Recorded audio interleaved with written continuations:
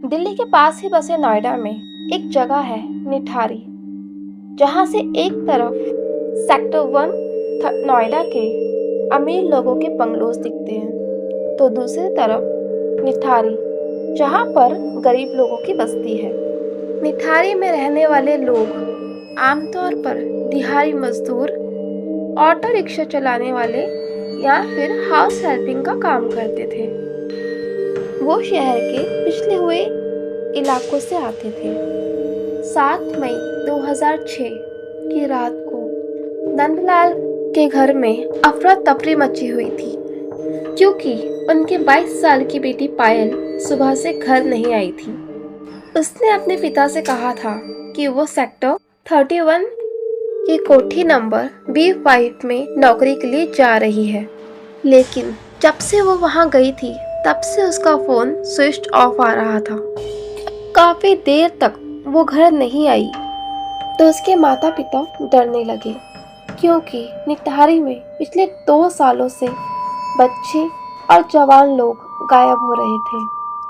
नंदलाल से और नहीं रहा गया और उसने अपनी बेटी को खुद ही ढूंढने का फैसला किया। सबसे पहले वो उस ऑटो रिक्शा वाले को ढूंढा जिसने पायल को B5 तक छोड़ा था। ऑटो वाले से पूछने पर नंदलाल को पता चला कि उसने पायल को B5 में तो छोड़ा था, लेकिन पायल उससे बिना पैसे दिए ही कोठी के अंदर चली गई।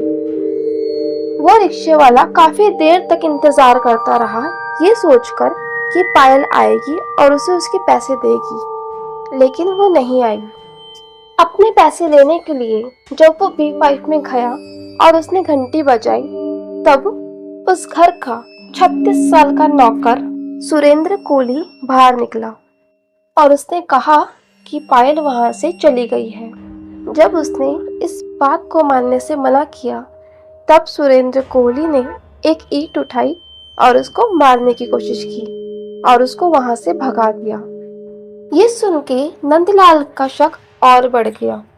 नंदलाल को लग रहा था उनकी बेटी के गायब होने के पीछे जरूर कोठी नंबर B5 का ही हाथ है। वहां पर रहने वाले लोगों ने ही कुछ न कुछ किया है।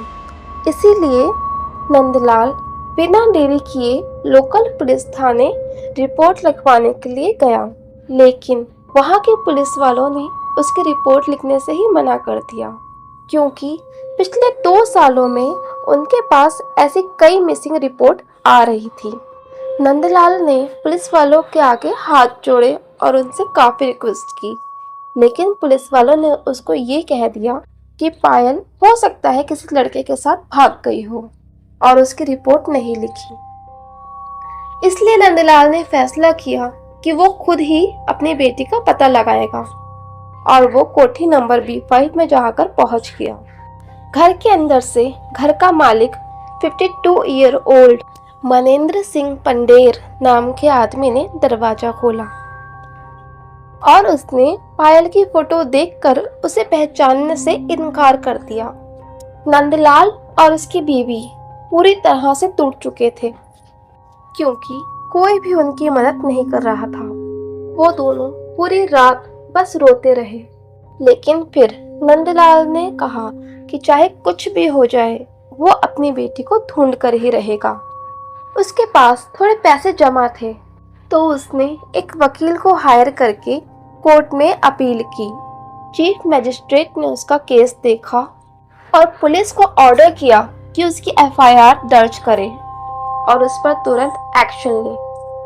पुलिस ने जब लापता बच्चों के बारे में आसपास के लोगों से पूछताछ की, तो उन्हें ये पता चला कि निठारी के नाले पर 2 पुल के बीच 100 मीटर के एरिया में ही वो बच्चे गायब हुए हैं और लोग वहीं पर आखिरी बार देखे गए हैं। इन्हीं 2 पुल के बीच नाले के पास ही एक वाटर टैंक भी था, जिसे लोग भूतिया मानते थे। लोगों का मानना था कि उस वाटर टैंक में एक भूत है जो बच्चों को मार देता है, इसलिए उस वाटर टैंक और नाले के पास कोई नहीं जाता था। पुलिस ने उस 100 मीटर के स्ट्रेच को ब्लैक होल का नाम दे दिया और वो उसकी पेट्रोलिंग करने लगे। लेकिन उनके पेट्रोलिंग के बावजूद वहां से बच्चे गायब होते रहे। दिन पे दिन पुलिस पर प्रेशर बढ़ता गया, इसलिए पुलिस ने पायल के फोन को ट्रैकिंग पर लगवाया और मनेंद्र सिंह पंडेर को भी इंटेरोगेट किया। लेकिन मनेंद्र ने कहा कि पायल के गायब होने वाले दिन वो चंडीगढ़ में था। प्रूफ के लिए उसने एक वीडियो भी दिखाई। वीडियो में साफ दिख रहा था कि वो अपने पिता का अंतिम संस्कार कर रहा है। प्रूफ देखने के बाद पुलिस की इन्वेस्टिगेशन फिर से एक डेड एंड पर पहुंच गई थी। कई महीने बीत गए। नंदलाल और उसकी बीवी अपनी बेटी की याद में तड़पते रहे और निठारी से और भी बच्चे गायब होते रहे।